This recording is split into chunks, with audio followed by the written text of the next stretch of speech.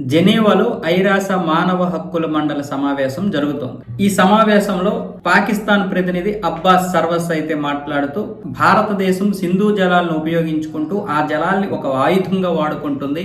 పాకిస్తాన్కి చట్ట ప్రకారం ఆ జలాలు ఇవ్వాలి కానీ ఆ జలాలను మాత్రం ఇవ్వకుండా తన దగ్గరే అట్టి పెట్టుకుంటుంది.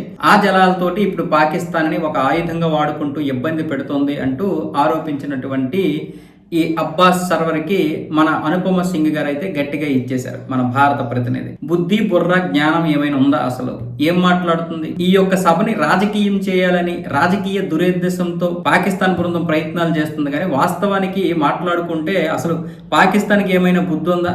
1960లో ఈ సింధు జలాలు పాకిస్తాన్కి ఇవ్వాలనే ఉద్దేశంతో ఇప్పుడు మా మొదటి ప్రధాని సంతకాలు చేసిన మాట వాస్తవమే. కానీ వీళ్ళు సీమాంతర ఉగ్రవాదాన్ని ప్రోత్సహిస్తూ ఆ ఉగ్రవాదుల్ని భారతదేశం మీదకి ఎగదోస్తుంటే మేము ఎందుకు ఆ నీరు ఇవ్వాలి వీళ్ళకి? మనం చూసాం, పహల్గామ్ దాడిలో 26 మంది చనిపోయారు.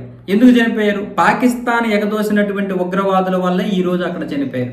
ఇలా ఎన్నో దాడులు పాకిస్తాన్ ఈ 60 సంవత్సరాల కాలంలోనే, అంటే మేము సింధు జలాలు ఇచ్చిన తర్వాత నుండి చూసుకున్నట్లయితేనే కొన్ని వేల ఉగ్రదాడులు చేసింది పాకిస్తాన్కి. ఏమాత్రమైన బుద్ధి బుర్ర ఉందా అన్న విధంగా అనుపమ సింగ్ గారు అయితే పాకిస్తాన్ టీంకి ఎడాపెడా వాయించేశారు. దాంతో పాకిస్తాన్ ఏమొచ్చేసి నోరు మూసుకుంది. ఐక్యరాజ్య సమితి అనుపమ సింగ్ గారికి సపోర్ట్గా నిలిచింది. ఎందుకు అంటే ఇది ఒక కౌన్సిల్ సంఘం, దీన్ని ఇక్కడ రాజకీయం చేయడానికి పెట్టలేదు, ఇక్కడ మీరు రాజకీయం చేయకండి, అది ద్వైపాక్షిక సంబంధం కాబట్టి మీరు అక్కడే మాట్లాడుకోండి అన్న విధంగా ఐరాస కూడా పాకిస్తాన్కే కొంచెం చురకలు అంటించింది అన్నమాట.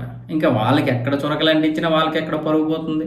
వాళ్ళకు ఉంటే కదా పరుగు పోతుంది. పరుగు పోయిందని బాధ ఉందా? లేకపోతే ఒక దేశం అని చెప్పుకోవడానికి మనకు సిగ్గేస్తుంది, కానీ వాళ్ళకి అలాంటిది ఏం లేదు.